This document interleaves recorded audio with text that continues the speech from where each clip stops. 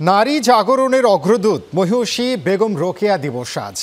দিবসটি উপলক্ষে রাজধানীর ওসমানী স্মৃতি মিলনায়তনে 4 বিশিষ্ট নারীর হাতে রোকেয়া পদক 2025 তুলে দিয়েছেন প্রধান উপদেষ্টা ডক্টর মোহাম্মদ ইউনূস। এ সময় রোকেয়ার আদর্শ অনুসরণ করে নতুন বাংলাদেশ বিনির্মাণে সবাইকে এগিয়ে যাওয়ার আহ্বান জানান তিনি। বিস্তারিত ফেরদৌসী আহমেদের প্রতিবেদনে। আমি রোকেয়া শিরোনামে সরকারিভাবে পালিত হচ্ছে রোকেয়া দিবস 2025। মহিলা ও শিশু বিষয়ক মন্ত্রণালয়ের আয়োজনে অনুষ্ঠানে প্রধান অতিথি প্রধান উপদেষ্টা ডক্টর মোহাম্মদ ইউনূস।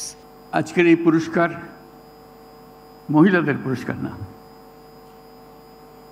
আমাদের সমস্ত জাতির পক্ষ থেকে পুরস্কার। আমরা সবাই দাঁড়িয়ে জোরে হাততালি দিয়ে তাদেরকে অভিনন্দন জানাই।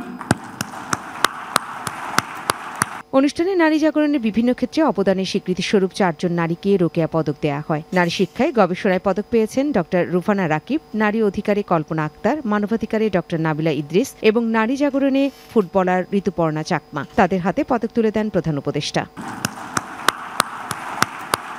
প্রধান অতিথির বক্তব্যে ডক্টর ইউনূস বলেন, বেগম রোকেয়া সমাজ বিনির্মাণের পাথেয়। যে আদর্শে বেগম রোকেয়া আমাদের নিয়ে যেতে চেয়েছিলেন, পুরস্কার প্রাপ্তরা সেই পথেই আমাদের নিয়ে যাবে। আমরা সারা জাতি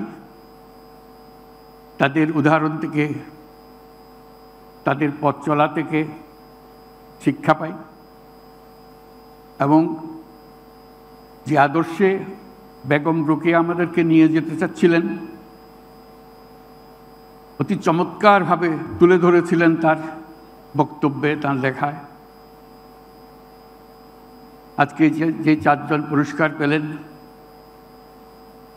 যারা রোকেয়ার সেই পথে আমাদের জাতিকে তুলে দিল, এগিয়ে দিল।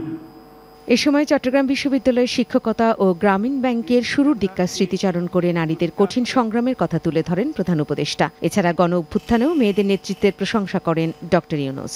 তখন ছাত্রদের নিয়ে ভাবলাম, ছাত্র এবং ছাত্রীদের নিয়ে ভাবলাম, আমরা এই জোবরা গ্রামকে চিরদিনের জন্য দুর্ভিক্ষ থেকে মুক্ত রাখব। এখানে যেন কোনো অবস্থাতেই দুর্ভিক্ষ ঢুকতে না পারে। সবাই খুশি, সবাই এক পায়ে প্রস্তুত করতে উৎসাহ সহকারে। সেই ছিল আমাদের যাত্রা। শুধু আমরা সারা দেশের কিছু করতে পারবো না, সেই ক্ষমতা আমাদের নাই, কিন্তু আমাদের পাশে একটা গ্রাম আছে, সেটার জন্য আমরা কিছু করতে পারি এবং নিশ্চিত করতে পারি। শুধু করতে পারি না, নিশ্চিত করতে পারি। অনুষ্ঠানে মহিলা ও শিশু বিষয়ক মন্ত্রণালয়ের নাম পরিবর্তন করে নারী ও শিশু মন্ত্রণালয় করার ঘোষণা দিয়েছেন প্রধান উপদেষ্টা ডক্টর মোহাম্মদ ইউনূস।